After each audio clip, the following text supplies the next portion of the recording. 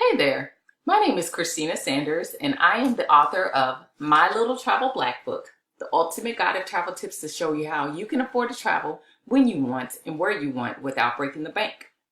A little while ago, I reached out to my followers on Instagram and asked them to ask me any questions that they had regarding finding travel deals and or trip planning.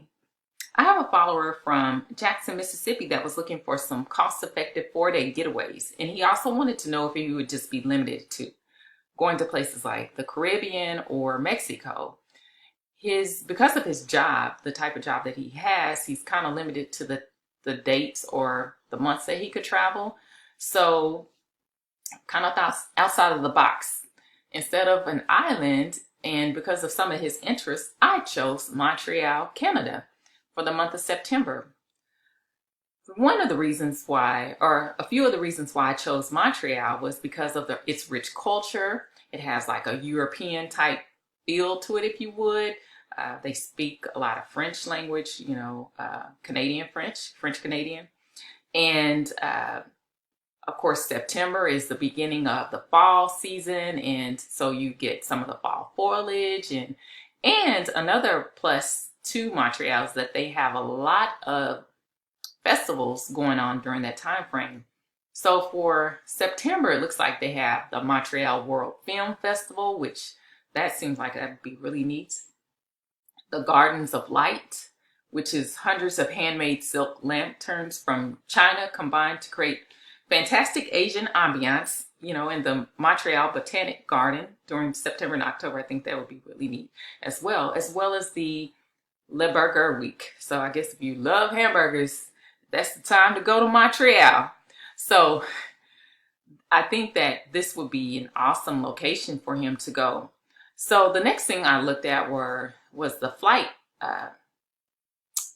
information. So I chose September 5th through the 8th, and that's still around the Labor Day holiday weekend, if you would. So I think that would be actually a good time.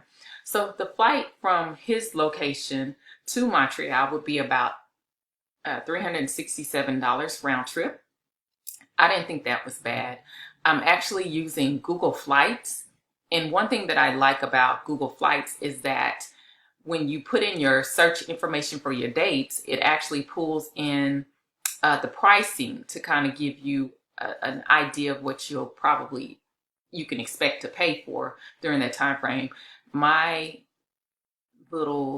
computer is acting a little off right now, but usually it's filled with all types of prices for each date. So whatever date that your return date is, whatever price that it shows for the return date is typically the price that it starts at. So the key is to try to find the lowest price for the return date, and then you kind of check out the information from there.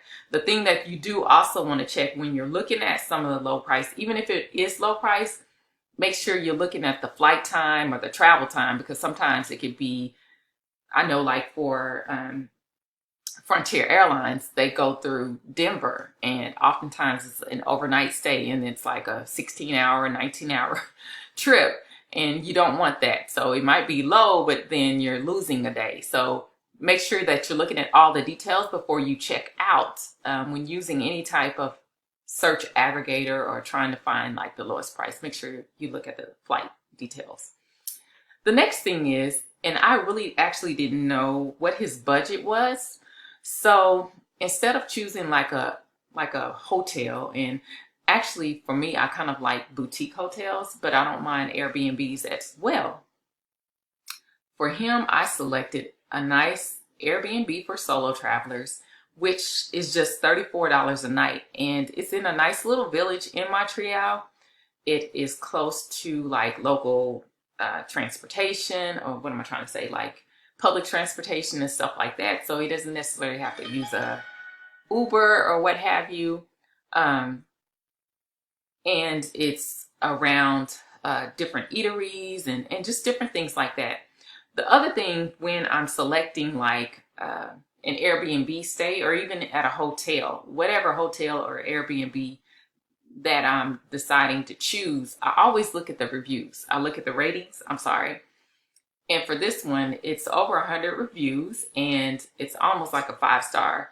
So you definitely, when you're looking at things like Airbnb, you want to kind of read through the reviews, the good, the bad, and the ugly. I don't just limit it to just reading what's excellent. I want to go through and make sure I have an understanding of maybe why somebody rated something low as opposed to people with all these great type reviews, if that makes sense. So this looks pretty consistent.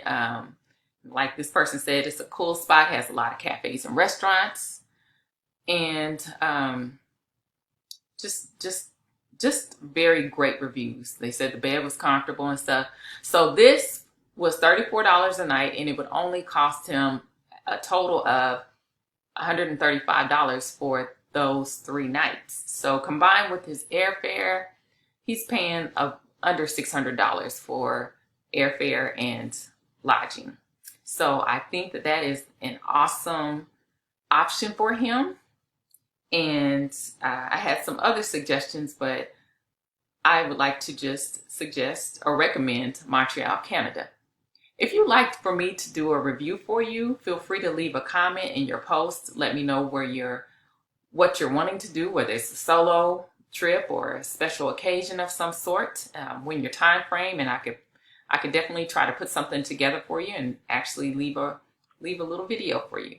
Anyway, again, I'm Christina Sanders, with the author of My Little Travel Black Book, the ultimate guide to travel tips to show you how you can afford to travel when you want, where you want, without breaking the bank. The information is in the link below. If you'd like to buy the book, it gives more details on how to find the travel deals and more resources. It's packed with information. I'm sure you'll really enjoy it. Anyway, talk to you later. Have a good evening.